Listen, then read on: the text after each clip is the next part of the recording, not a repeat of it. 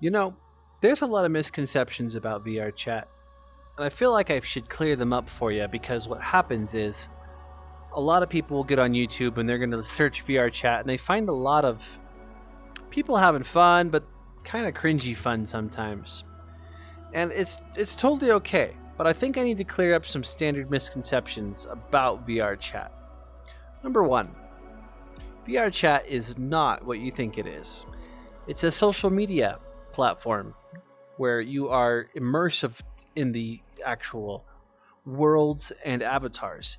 It's as if you were to take a social media platform such as Facebook or Twitter and whatnot and animate the avatars, and the conversations are done face to face, digitally. Second, there are kids in VR chat. They exist.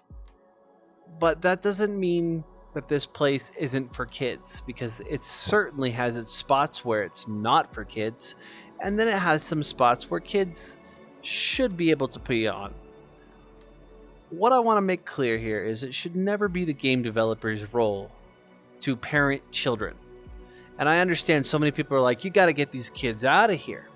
Problem is, it's not the job of the game developer to get those kids out. It's the job of the parents. So I feel like it's a social issue at that point. So if the parents are not going to do it, then we as the users have somewhat of an obligation to make sure that those kids don't experience the things they shouldn't be experiencing.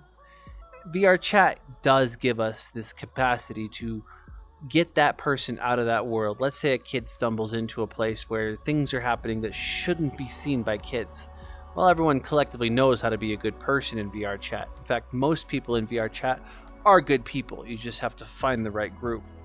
I can't speak for all of it, but I know that if any kid who stumbles into a world that me and my friends are doing 9 out of 10 times, it's wholesome stuff and they can hang out. But if there's ever a group that isn't doing the wholesome things, then they have the power to vote kick that person off the world, or the host owner of the world has the capacity to kick them out without question.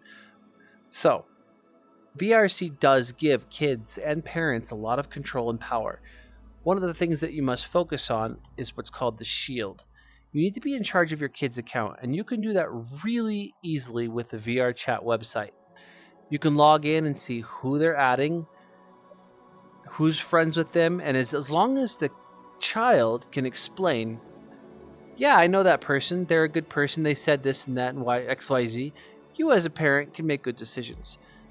The next cool part and tool of Arsenal is if you're using the Oculus Quest, download the Oculus app on your phone as the parent.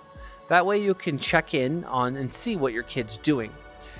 On top of that, you can also hear what they're hearing through the phone, and that's important because VR chat is no different than giving your kid a Facebook profile.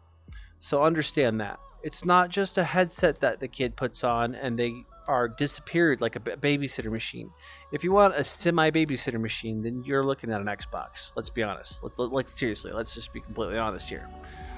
When it comes to VR chat, there's an entirely new level of perception here because people are actually there. You can actually interact with strangers, and as much as the digital experience is a little weird, you eventually get used to it and it feels akin to being there in person. And the cool part is you then get a lot of wonderful and creative avatars, so you see the surface level of everyone's persona, such as mine being a fox.